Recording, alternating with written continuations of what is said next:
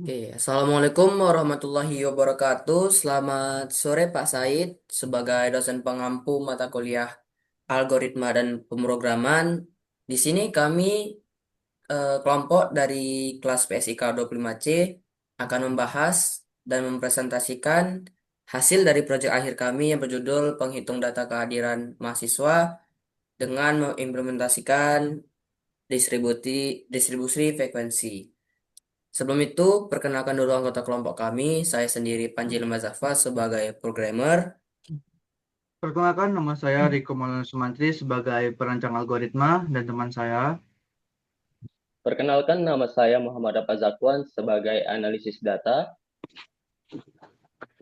Perkenalkan, nama saya Raffi Ar-Rahman sebagai dokumentasi. Baik, di sini pertamanya akan dijelaskan oleh teman saya, Zakwan. Jadi, dengan ide menghitung data kehadiran, mahasiswa kami mengumpulkan sebanyak 44 data terkumpul dari mahasiswa yang tidak hanya berada di Unimed. Dari data tersebut, kami melihat ada berbagai jumlah kehadiran yang berbeda dari setiap mahasiswa dan juga jumlah mata kuliah yang berbeda setiap kampusnya. Oke, kami mengumpulkan data itu dari Google Form yang dikirim ke teman-teman kami semua. Kemudian kita membahas tentang codingannya. Em, iya ya. Jadi di sini kami menggunakan bahasa pemrograman Python karena kami menilai kalau Python ini cukup mudah untuk diimplementasikan. Yang pertama itu ada import matplotlib sebagai grafik yang nanti akan muncul di outputnya, programnya. Kemudian import math sebagai untuk rumus matematikanya. Nah, kemudian di sini ada print program distribusi frekuensi kehadiran mahasiswa. Ini karena menggunakan Python, jadi perintahnya di sini adalah print untuk mengoutput tulisan program distribusi frekuensi kehadiran mahasiswa.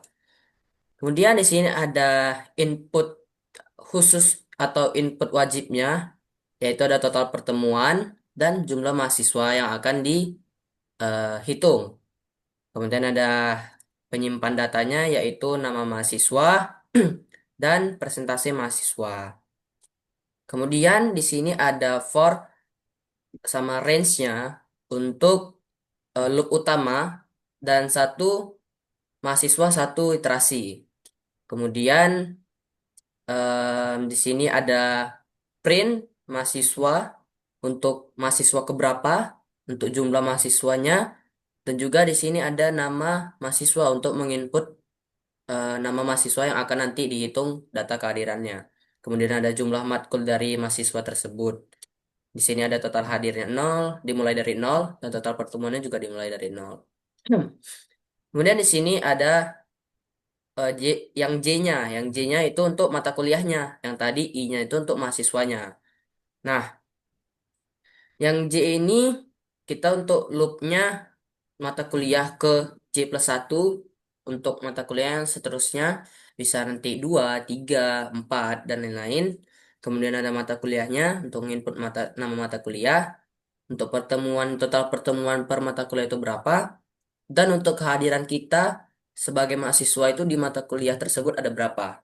Jadi ini total pertemuannya plus sama dengan pertemuan itu untuk menghitung input pertemuannya.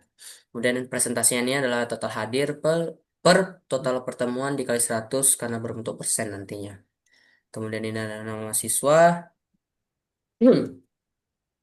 Nah, mahasiswanya untuk data disimpan ke list nanti untuk dipakai ke grafik distribusinya. Kemudian di sini ada dilanjutkan oleh teman saya Riko.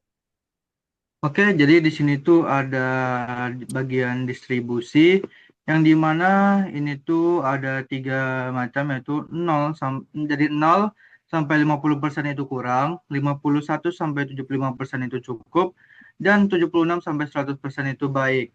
Lalu di sini ada untuk P, ini tuh yang tadi yang distribusi tadi itu artinya itu kelas interval dan kelompok data. Yang dimana jika itu nggak ada, itu nggak bakalan ada distribusi dan cuma ada data mentahnya doang. Lanjut ke yang untuk P.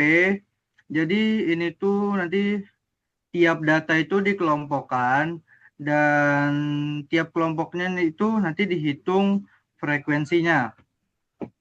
Oke, lanjut ke output distribusi. Nah, di sini itu menampilkan tabel distribusi versi teksnya dan bisa langsung dijadiin sebagai tabel laporan. Untuk selanjutnya itu ada grafik distribusi yang dimana X label itu dia tuh kelas interval, Y label itu adalah frekuensi. Yang dimana ini nanti di hasil akhirnya akan menghasilkan grafik batang yaitu standar statistiknya. Oke, jadi kalau bisa dilihat dari sini, ini adalah tools dari si Matplotlib ini dengan menginstal Matplotlib dari terminal VS Code. Kemudian kita masuk ke programnya yang akan dijelaskan oleh teman saya Rafli Arahman. Oke, nah di sini adalah hasil dari proyek kelompok kami, yaitu penghitung data kehadiran mahasiswa selama 1 semester. Nah, di sini kita pertama masukkan itu total pertemuan dalam 1 semester. Nah, misalkan itu ada 16.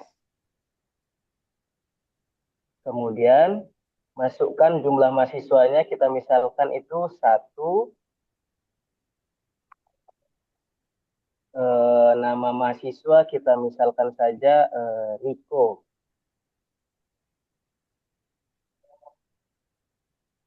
Nah, jumlah mata kuliah yang diambil itu kita misalkan 4.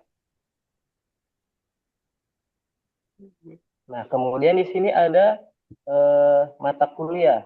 Di sini ada dia diinputkan nama mata kuliahnya, kita misalkan saja yang pertama itu algoritma pemrograman.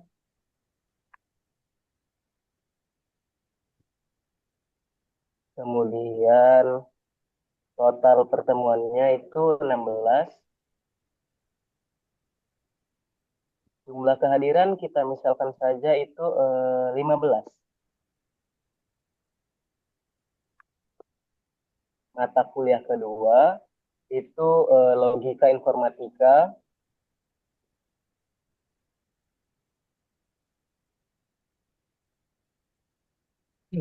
Total pertemuannya 16.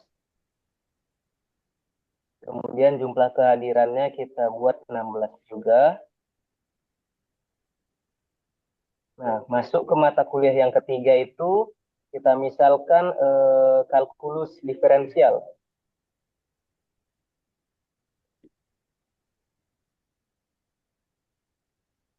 Total pertemuannya 16.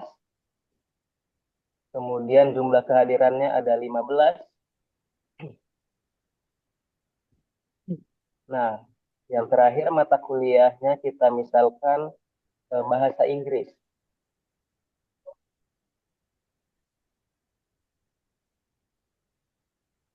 Total pertemuannya 16 dan jumlah kehadirannya 16.